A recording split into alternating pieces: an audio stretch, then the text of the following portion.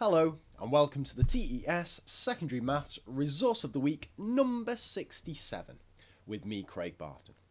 Now, I'm absolutely well happy if ever anybody says I've got a really good starter resource for you here, because I love nothing more than something to get the kids thinking or get them settled, depending on the circumstances, in math lessons.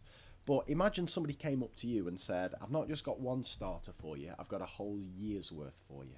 Well, that's exactly what's happened here on TES Maths, because Mage or MEJ has produced this absolutely outstanding resource. It is a series of starter booklets that cover every single term of the year, and best of all, get ready, it's got complete answers, which you know I'm always a massive fan of when people upload answers as well on TES.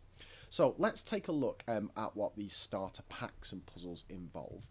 Firstly, there's a really useful PDF on puzzle instructions, because some of them are rather bizarre puzzles that not all your students may be familiar with. So you've got a bit of Ken involved there, you've got some math squares involved, cryptorhythms in the mix, be careful with that one, shitaku, also known as rectangles, I think I'll stick to that name, skyscrapers are involved, and so on. So loads of different styles in there. But let's take a look at the puzzle packs themselves. So I've just picked out starter term pack 1 for, oh God, from half term 1B, so the second half term, just to show you the style of puzzles that there are. And just be thinking how you would use these in your lessons whilst we go through some of these. So negatives 1, that's a really nice one there, just circling which are the correct answers, lots of potential misconceptions built in there. I could even convert those to some diagnostic questions. Then you've got some area, so some classic ones there, just practicing students' basic skills of working out areas of two-dimensional shapes. Imbalance problems. Don Stewart, one of my all-time mathematical heroes, is a huge fan of these, and I think I need to get into those. Primes and triangles, circle prime numbers, underline triangle numbers. Some algebra in the mix there, some symmetry in the mix there, adding squares to make different lines of symmetry, some substitution in the mix there, some of those skyscraper puzzles, some time puzzles. And you'll notice that every one of the A4 slides tends to have two different problems on there. So this one's got some angles, and then it's got one of those grid problems that you'll need to have a look at the instructions for how to do. Then we get the second load of negatives, then we get another of the Japanese style problems, then we get some indices and so on. So you can see it's not just a case of one style of starter, often you get two styles of starters on each thing.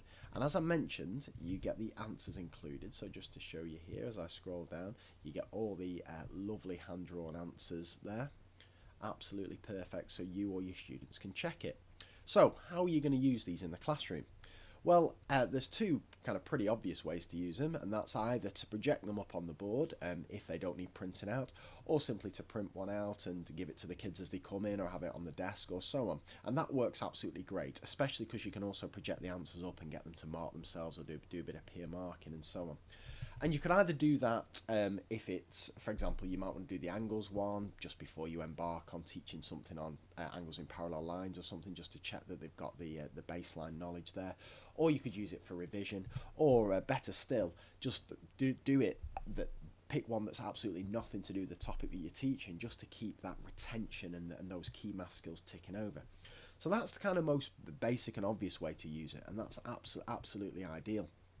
Secondly, sometimes I use these for extension work, just if students have finished and say there's 5 minutes left and I haven't got anything up my sleeve, just give them one of these just to keep them ticking over. And absolutely nothing wrong with that, in my opinion.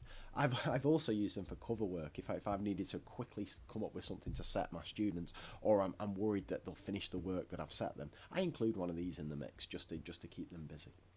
But another way I've started using it is a bit of a lottery, and I do this with my A-level students when we're going through past paper exams, and I think I'll do a video on this at some stage because it tends to go down quite well with the kids.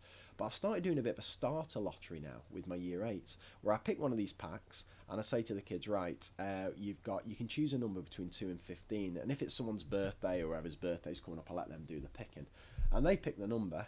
And say they pick, I don't know, number 4 or something like that. That means, okay, page 4 or page 5 in this instance, your starter is going to be an algebra one followed by some factor arrows. So just to add a bit of spice into the mix there, I get the students to generate the page number of the starter that we're doing. But the bottom line is there's so many ways to use these, and there's just so much mathematical goodness crammed into them. So I know you'll find those incredibly useful. So get them downloaded, get them used, and if you do find them useful, hop back onto this page and just share your thanks with the uploader, because that must have taken ages to put together. And I will return with a fresh resource of the week next week. Take care, and bye for now.